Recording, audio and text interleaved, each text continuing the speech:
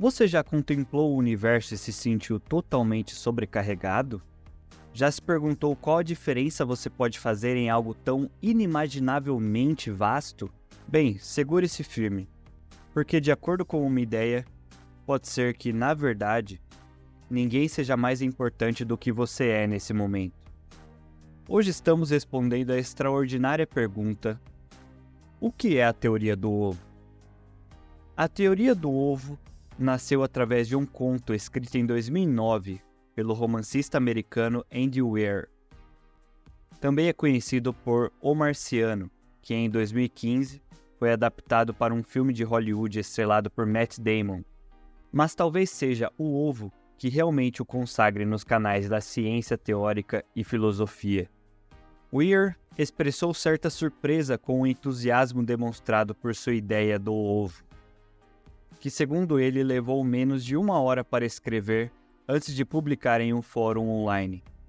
Mas realmente, em um mundo moderno onde um significado para a vida talvez pareça cada vez mais difícil de entender, talvez não seja tão surpreendente que o ovo tenha ganhado popularidade. Então o que acontece na história? O personagem principal de Weir é conhecido simplesmente como Você. E rapidamente você encontra Deus, que é chamado de Eu. O que se segue é essencialmente uma conversa entre você e Deus, através da qual a verdadeira natureza da realidade é revelada. No início, a má notícia é que você acabou de morrer em um acidente de carro. Deus explica isso para você, mas também explica que você logo será reencarnado como alguém diferente. Como uma jovem garota chinesa viva há quase 1500 anos. Deus revela ainda que essa não é sua primeira reencarnação. Muito pelo contrário, você foi trazido de volta inúmeras vezes antes, em inúmeros corpos diferentes, vivendo em todos os lugares da Terra, em todos os tempos passados, presentes e futuros. Então você reflete sobre o fato de que isso significa que você já foi personalidades como Abraham Lincoln, Adolf Hitler e Buda, por exemplo. Enquanto Deus lembra que você também foi todos os outros, inclusive o assassino de Lincoln, as vítimas de Hitler e os seguidores de Buda. Deus continua explicando que, na verdade, o universo foi feito para você como uma espécie de estrutura através da qual você pode viver todas as vidas humanas possíveis. A realização é que agora, e na verdade sempre, você é ou foi muito mais do que apenas a pessoa que morreu no acidente de carro no começo aparente. Você é todos, todos que já foram e todos que serão. Essencialmente, o universo é para você. Por fim, Deus explica qual é o pensamento por trás de tudo isso. A ideia é que, ao ser todos, você aprenderá que tudo o que você faz a si mesmo. Cada vez que você machuca alguém, você se machuca. Cada vez que você ajuda alguém, você se ajuda.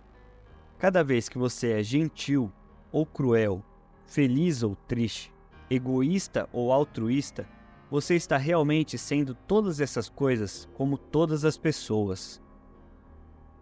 Toda experiência humana que já existiu ou existirá é a sua experiência.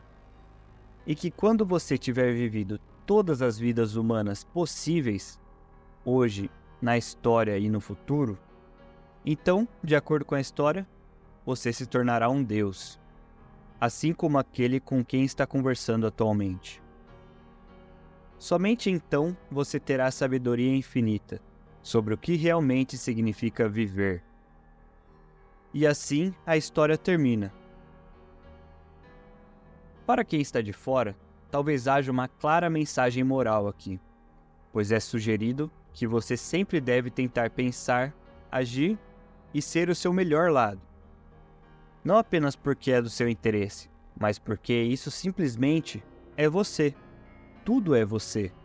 Porém, perversamente, a história também depende da percepção de que todas as pessoas más são essencialmente sua responsabilidade também.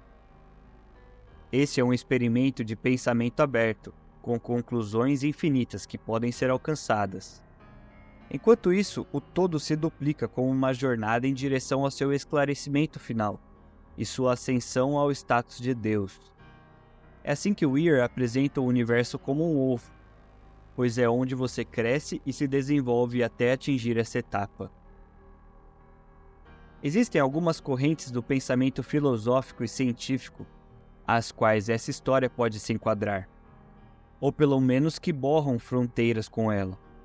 O eternalismo diz que todos esses estados do tempo são reais juntos. O tempo é mais uma caixa para abrir e olhar, em vez de uma estrada de mão única pela qual viajar. Na história de Weir, essa é uma das primeiras grandes revelações para você, o personagem principal. Quando você reencarna na China de 1500 anos atrás, não é exatamente como se você tivesse viajado de volta no tempo. É mais como se você tivesse aberto o livro do tempo em uma página diferente. Em seguida, há a teoria do individualismo aberto, outro conceito-chave em O Ovo. De forma ampla, essa é a ideia de que você é todos, ou que todos são você. Muitas variações foram cunhadas nas últimas décadas, mas novamente depende da desmontagem do fluxo, ou passagem do tempo. O tempo, como é comumente entendido, não existe realmente para o indivíduo aberto. Caso contrário, como é que poderia você ser todas as pessoas? Em vez disso, de acordo com algumas interpretações, pode-se dizer que você, seu eu, existe como um brilho sobre o mundo, aplicando-se a tudo. Ou que cada pessoa aparente está, na verdade, ligada simplesmente pela experiência compartilhada de estar aqui. Pode parecer que todos nós somos diferentes, mas na verdade não somos. Na camada mais fundamental, somos iguais, literalmente iguais. As teorias do individualismo aberto geralmente não levam ao ponto final da história de Weir. Porém, quando é explicado a você que uma vez que você tenha vivido como todos, você também se tornará um Deus, aqui o ovo assume uma virada mais teológica, com conceitos semelhantes aparecendo na maioria das principais religiões, mas especialmente no hinduísmo. Enquanto a maioria das religiões possui alguma forma de Deus Criador, uma entidade onisciente e onipotente, no hinduísmo existe o Brahman. Isso é uma espécie de camada metafísica mais elevada, que se estende sobre tudo o mais, incluindo Brahma, Vishnu e Shiva, a trindade dos deuses supremos no hinduísmo.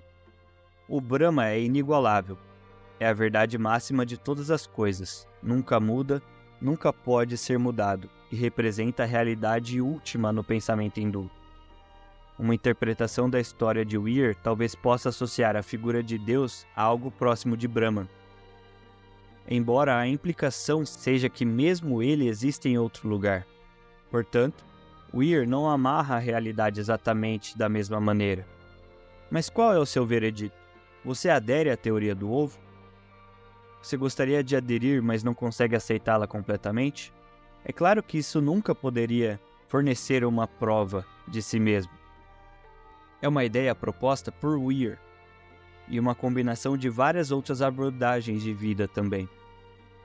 Da mesma forma, talvez haja alguns indícios de que estamos nos aproximando de alguns aspectos de O Ovo em relação às nossas vidas futuras, conforme as apreciamos atualmente. A mente coletiva, por exemplo, é uma tecnologia avançada, frequentemente citada para a qual a sociedade humana poderia estar caminhando.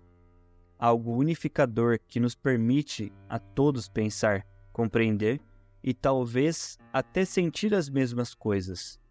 Geralmente é apresentada como um caminho em direção à eficiência máxima, mas também poderia nos levar a uma sabedoria maior e efetivamente nos impulsionar em direção ao ponto final do ovo.